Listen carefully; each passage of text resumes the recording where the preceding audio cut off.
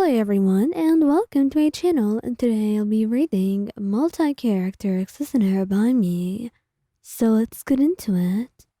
Xiao, he was not oblivious, and he's had to do a lot of defending when it comes to the people of Liyue, and other people as well. Anyone within the land that he was supposed to protect and care for was someone that he was meant to protect. And had the situation arisen outside, he would have also risen up to that task. But that's not the topic of today. The topic was more about you, and he knew he would protect you, no matter where you went or when that was. He would be there. He would do anything he can to help you whenever he had to. And when you called out his name, he immediately teleported to you. He knew you wouldn't do this unless it was an important occasion, and that's why he had to go there for you. Wayan, is everything alright?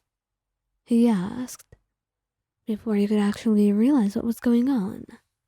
Two men, one of them holding a sword, and one of them was threatening you.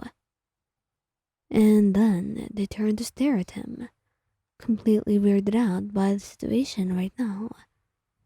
You weren't lying, one of the men said. You had warned them that you would call Xiao and they did not believe you. And that's what comes for them after. It's totally not your fault. You had given them a warning, and they just did not heed it. So you really did all you could, and there was nothing on you for what happened. But what was really bad was the fact that Xiao was enraged, and you did not mind the rage. You did not mind him being angry, for a very right reason. You just had no idea how to deal with it. Xiao, they didn't hurt me. There is no need to go so far. You could just take them to jail. You tell him. But that seems to not be a very good thing. Stay behind me, Wayan. I will deal with them. You've done your job and you called me. Now go. And don't get involved. He said. He's very protective of you, to an insane degree, and seeing you in this situation, being threatened, and what if you hadn't called him? Or what if he had been too late? What if he couldn't come to your aid? All those questions. They were terrifying ones to ask. He hit one of them, asking him what he was after, why he wanted to kidnap you. And when he was told that it was the Fatui, Xiao was very angry, but he knew he had something to settle with them now. He of course delivered them to the guards and took care of them. He knew he had to do that. It was the least of what he was supposed to do. But then, he wrapped his arms around you tightly. You'll be okay, Wayan. And thank you for calling me, for trusting me. Of course, Xiao.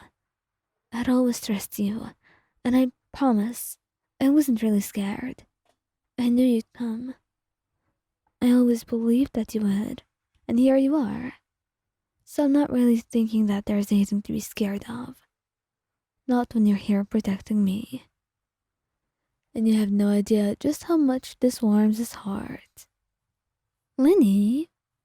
Lyney can be very adorable and very caring and a lot of things. But he is protective when it matters. He's not overly protective, he knows how suffocating that can be. And he tries not to be suffocating when it comes to you. He knows his limits, and he knows when he should intervene. And at the moment, this certainly was not off limits to him, especially with the way things seemed to be going. He knew that you'd be gone for a while, and you were going to get something from a store nearby. But you were getting late and he had some concerns about this. And it turns out his concerns were in the right place. He did not expect to see this at all when he actually went to look for you. But then he saw you in an alleyway was someone holding a knife to your neck. It was only one guy, from the looks of it, and you were trying to negotiate with him when he reached out to hit you. And that was simply all he needed to see. Well, he had already seen far too much. But he was frozen for a moment before all of his senses came back to him, and much stronger than ever.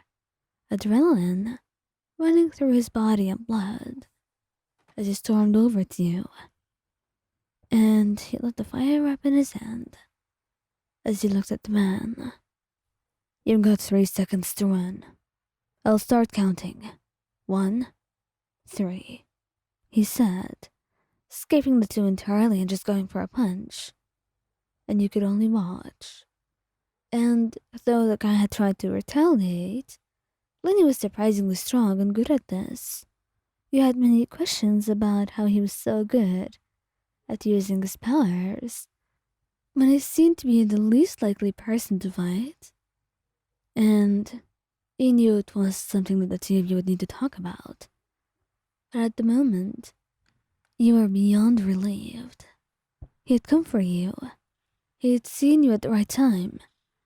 And right now, he saved your life. The guy had actually tried to run away, and Lyney let him after getting in a few punches. But he was still angry. Still, he went over to you, took a couple deep breaths and tried to calm down. "Wyan, are you alright, darling?" "I am. I wasn't hurt. You say, but that's not enough for him. He shouldn't have been hurt at all." He just shakes his head and hugs you tighter. "I'm sorry you had to go through that. I'm sorry I wasn't there in time." "You were," you tell him, hugging him tighter, and he does not intend to fight with you, not when you're in such a vulnerable state. So he just holds you so close, and he hopes that the love that he feels for you can be felt through the way that he holds you. And he's correct about it, because right now, you feel loved, but more importantly, safe.